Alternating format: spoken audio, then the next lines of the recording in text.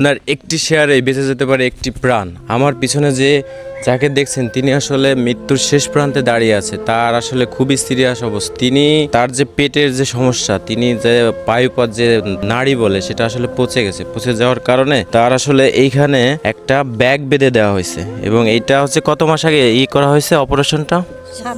7 মাস আগে। মূলত কি হয়েছিল একটু বলেন তো? প্রথম টিউমার হয়, টিউমার হওয়ার পরে কুকসিগুড়ার টিউমার হওয়ার পরে সেই টিউমার অপারেশন করে আইসি, পরে নাড়ি উল্টে গেছিলো, সেই নাড়ি বড় অপারেশন করাইছে নাড়ি, পরে ওই নাড়ি পচেও গেছে। অপারেশন করে বের করার পর তো সেই নাড়ি পচে গেছে, পরে প্লাস্টিকের নাড়ি লাগাইয়ে টিউব লাগাইছে ভিতরে। হ্যাঁ, তাই এইভাবে দুটি অপারেশন হয়েছে। আর এই অপারেশনটা করতে পারতেছি না, 50-60 হাজার টাকার জন্য আমি অপারেশনটা 7 মাসের মধ্যে করতে পারিনি। মানে এটা কত মাস টাইম দিছিল ডক্টর? 3 মাস টাইম। 3 মাস টাইম দিছিল, কিন্তু সেটা করতে পারেন না। না, আপন ভাইবিটা তারও নাই। ওই একটা ভাই ছিল, উনি আর আমার যে বড় ভাবি, ইন্দা থাইকে আমার এই চিকিৎসা করাইছে, এসব করছে। স্বামীতে জমি রাখছিল, সেই জমি বেশি আমার স্বামী খোয়াইছে। এখন মনে করেন আমি অসহায়। এখন আপনারা যদি আমাদের দেন তাহলে আমি বাঁচতে পারবো, আর আপনারা যদি না দেন আমার মরণ ছাড়া কোনো পথ নাই, ক্যান্সার হয়ে যাওয়ার সম্ভাবনা আছে। তো ওনার যে আসলে যে ক্রিটিক্যাল যে সমস্যাটা, এটা দ্রুত অপারেশন করতে হবে এবং আপনারা যে যতটুকু পারেন আমাদের মাধ্যমে ওনাকে সাহায্য সহযোগিতা হাত বাড়ায় দিন এবং ভিডিওটি বেশি বেশি শেয়ার করে দেন। একটি জীবন আপনারা বাঁচার সুযোগ তৈরি করে দেন।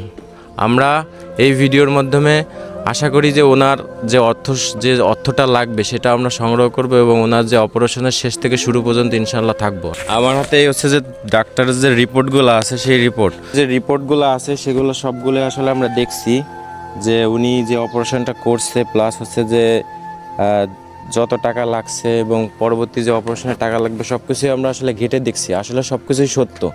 তো আমরা চেষ্টা করব যে আপনাদের মাধ্যমে ওনাকে সাহায্য সহযোগিতা করে ওনাকে নতুনভাবে বাঁচার একটা সুযোগ তৈরি করে দেওয়ার চিন্তাভাবনা আমাদের আছে। ইনশাল্লাহ এটা হবে। তো ওনার যে আসলে যে এই যে একটা ক্রিটিক্যাল একটা অবস্থা দেখুন, খুবই মানে বলার মতো না, ঠিক আছে। আর এখন এনার একটা লাস্ট একটা অপারেশন, সেই অপারেশনে আশা করি যে 50 থেকে 60 হাজার টাকা লাগবে। আমরা নেক্সট টাইম আবার আসবো ইনশাল্লাহ। আমরা এই অসহায় মহিলাটির কথা শুনে আমরা সেই লোহাগাড়া থেকে আমডাঙ্গা আসছি এবং এসে বিস্তারিত ঘেটে আমরা দেখলাম যে আসলে ঘটনাটা সত্য।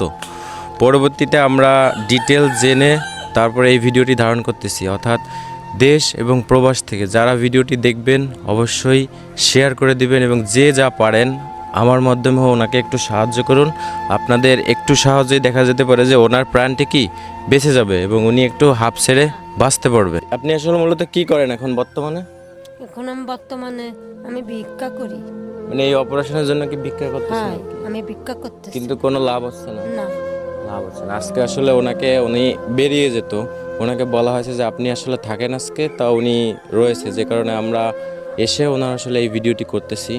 আসলে ওনাকে আজকের যে টাকাটা আছে সেটা আসলে দিয়ে দেবো। ধরেন এই 1000 টাকা আপনি রাখেন, এটা আজকের জন্য আপনার হেল্পফুল হবে, ঠিক আছে। আর আমাদের এই ভিডিও দেখে যারা আসলে সাহায্য সহযোগিতা করবে পুরোটাই আপনাকে আপনার এই অপারেশনে ব্যবহার করা হবে, ঠিক আছে। প্রিয় বন্ধুরা, ওনার আসলে যে বাড়িঘর ছিল বা জায়গা জমি ছিল সেগুলো বিক্রি করে ওনার যে বিগত অপারেশনগুলো সেগুলো করা হয়েছে।